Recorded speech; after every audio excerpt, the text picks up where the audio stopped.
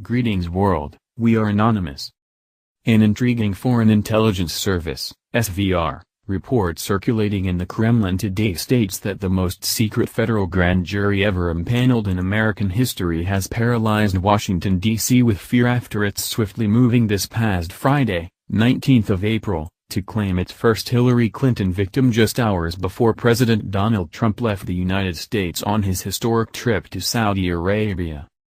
According to this report, federal grand juries in America have a maximum of 23 members, 16 of whom must be present to form a quorum, and indictments are returned by a vote of 12 or more members whose information/evidence presented to them is done by what are called United States attorneys, who are the nation's chief criminal and civil law prosecutors, all of whom are supposed to believe that no one is above the law.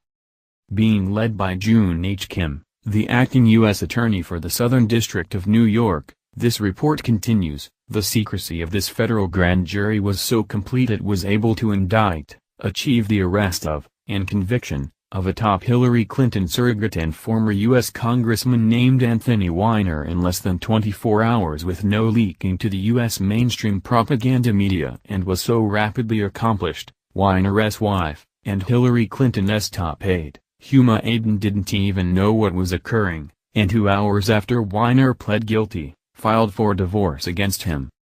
Having agreed to a plea deal where he agreed not appeal his up to 2-year U.S. federal prison sentence for the crime of sexting with a 15-year-old girl child, and his further agreeing to be listed as a sexual offender for the rest of his life, this report details. The unprecedented speed of Anthony Weiner's demise this past Friday showed his being arrested, appearing in U.S. federal court, pleading guilty to his crimes, and then released on bail until his final September 2017 sentencing, all occurred in the span of 2 hours.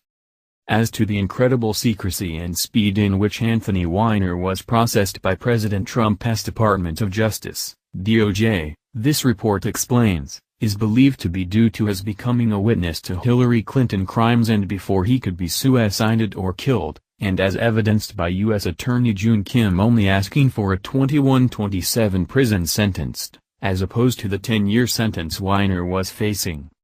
Aiding U.S. Attorney June Kim in the unprecedented rapid arrest, prosecution and conviction of Anthony Weiner, this report further details, was William F. Sweeney Jr., who is the Assistant Director in charge of the New York office of the Federal Bureau of Investigation, FBI, and who prior to his present posting was the special agent in charge of Philadelphia, that is the location the SVR had previously identified, on 13th of May, had been put on alert to prepare for at least 23 high-security political defendants being placed in the Federal Detention Center, FDC, located in that city.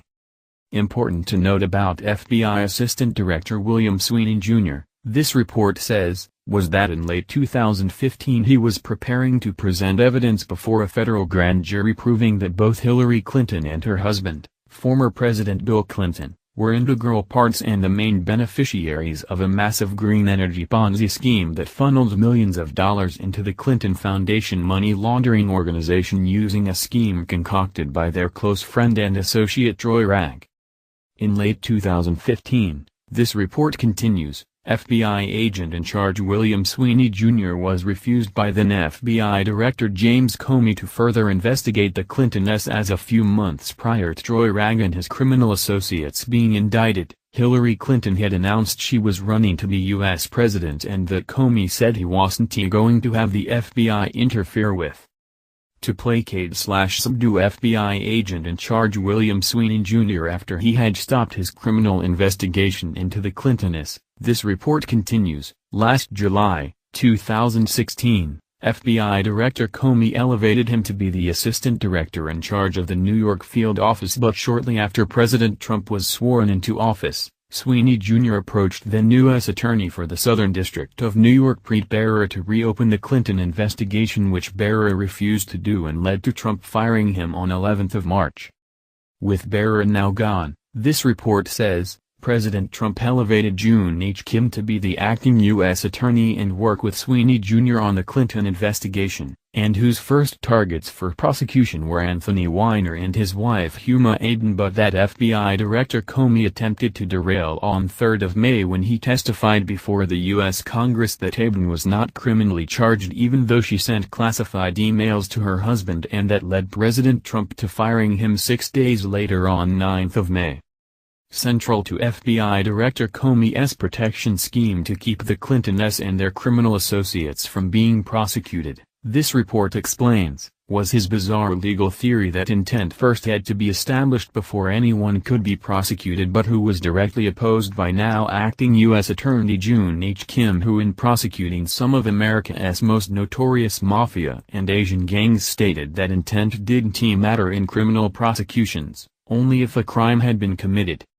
Important to note about June H. Kim too, this report details, is that he is well known in the Kremlin for his work on behalf of Russia when he was a top lawyer for the international law firm Cleary Gottlieb Steen and Hamilton, and though based in New York City, this organization of some of the top attorneys in the world has been named 8 times as the Russian law firm of the year, most especially when Kim and his international arbitration legal team successfully protected the Federation, between 2010 to 2013. From a French lawsuit seeking damages for unpaid bonds issued over 100 years ago.